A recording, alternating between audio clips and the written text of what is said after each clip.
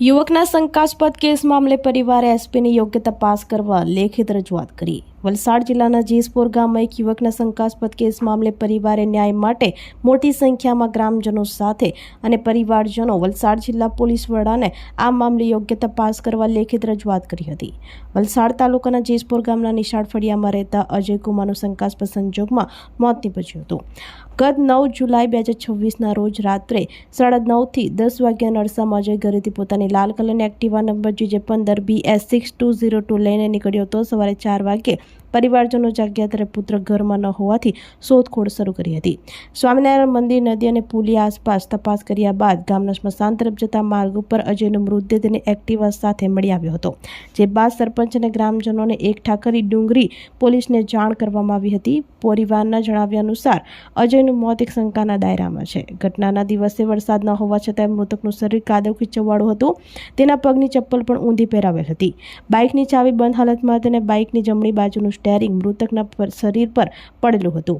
Police દ્વારા આજ દિન સુધી આ મામલે યોગ્ય તપાસ ન થઈ હોવાના આક્ષેપો સાથે મોટી સંખ્યામાં ગ્રામજનો અને પરિવાર દ્વારા વલસાડ જિલ્લા પોલીસ વડાને આવેદનપત્ર આપી યોગ્ય તપાસની માંગ કરી હતી। મારું નામ જાગૃતિબેન છે। 9 તારીખના રોજ અજયભાઈનું સાંજે રાત્રે અવસાન થયેલું છે। જે 10 તારીખે અમને 6 વાગે એની બોડી જોવા મળેલ છે।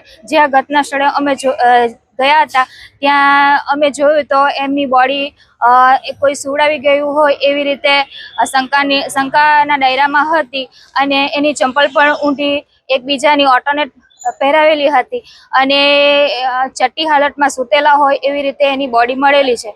જેની અમને શંકા છે કે કોઈએ આ કૃત્ય કર્યું છે। તે માટે અમે આજે એસપી સરને અરજી કરવા આવ્યા છીએ। હા, અમને એવું લાગે છે કે આ કોઈનું કૃત્ય હોય એવું લાગે છે। અમને અમારા મમ્મી પપ્પાને અમને બધાને ન્યાય મળે એવું માંગ છે। મારું નામ સ્નેહાબેન પટેલ છે। હું જેસપુર ગામની સરપંચ છું। અમારા ગામના જે એક યુવકનું મૃત્યુ થયું છે એમ 9 તારીખે એમનું મૃત્યુ થયું છે અને 10 તારીખે સવારે 6 વાગે અમને એમની લાશ મળી છે। જે લાશ શંકાસ્પદ છે અને અમારા ગામ લોકોની અને અમારી બધાની એટલી જ ઈચ્છા છે કે એમને ન્યાય મળે। જે રીતે મૃતદેહ મળ્યો છે એ રીતે શંકાસ્પદ લાગે છે, એટલા માટે અમે અહીંયા અરજી કરવા માટે આવ્યા છે અને અમને કંઈ ન્યાય મળે એવી આશાથી અમે અહીંયા આવ્યા છીએ। હા, મારું નામ વિમલ એમ પટેલ છે અને જે મારું નામ છે અજય કુમાર ગણપતભાઈ પટેલ। એ મારા શાળા છે, બરાબર।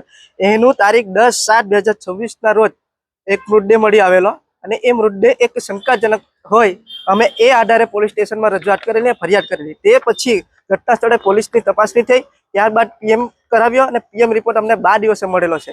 ત્યાર પછી એનો મોબાઈલ પણ પોલીસ સ્ટેશનમાં જમા કરાવેલો, જેની કોલ ડિટેલ જણાવવાની હોય, પણ આ દિન સુધી એ મોબાઈલમાંથી કોઈ કોલ ડિટેલ નથી એ લોકો કરી કે પછી કોઈ ઇન્વેસ્ટિગેશન કર્યું નથી અને અમને આ શંકાના દાયરામાં જ છે અને 100% આ મર્ડર જ છે એવું અમને લાગેલું જ છે અને ગ્રામજનોને બધાને જ લાગેલું છે, બરાબર। એ આધારે અમે આજે એસપીને રજૂઆત કરવા આવેલા છે। એ લેખિતમાં રજૂઆત કરેલ છે અને અમને આ આધારે અમને ન્યાય મળે એવી આશા સાથે આ રજૂઆત કરીએ છીએ।